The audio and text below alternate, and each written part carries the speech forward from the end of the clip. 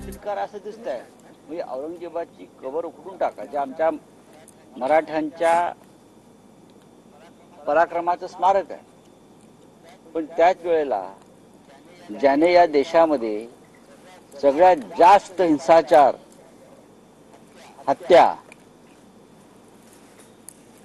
मंदिरं पाडली, तो तैमूरलंग त्याच्या नावानं एक फिल्म स्टार आपल्या मुलाचं नाव ठेवतो आणि प्रधानमंत्री मोदी त्या तैमूरचं कौतुक करतात.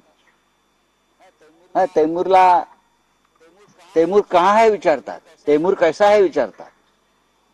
जेव्हा हे भेटायला गेले होते कोणते सैफ अली खान वगैरे, त्याची बायको करीना, तेव्हा प्रधानमंत्र्यांना चिंता वाटली, अरे तैमूरला का नाही आणलं, तैमूरला मी उचलून घेतलं असतं, त्याची पप्पी घेतली असती.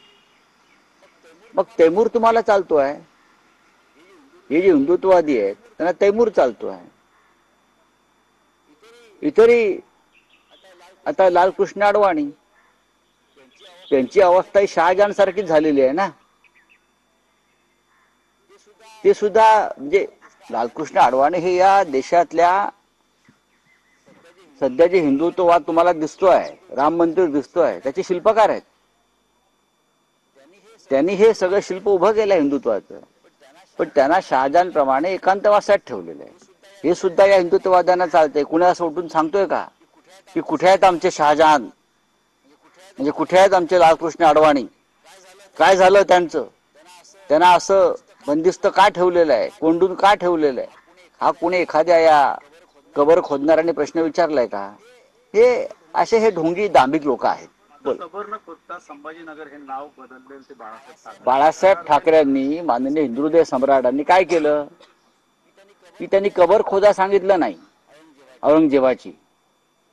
त्यांनी एका झटक्यात औरंगजेबाच्या नावानं असलेलं जे शहर होतं, गाव होतं, त्याचं नावच बदलून टाकलं. औरंगजेबाचं नामोनिशाण खतम करून टाकलं. हे संभाजीनगर आहे म्हटलं आजपासून. त्यासाठी एखादा अध्यादेश काढा वगैरे काय नाही.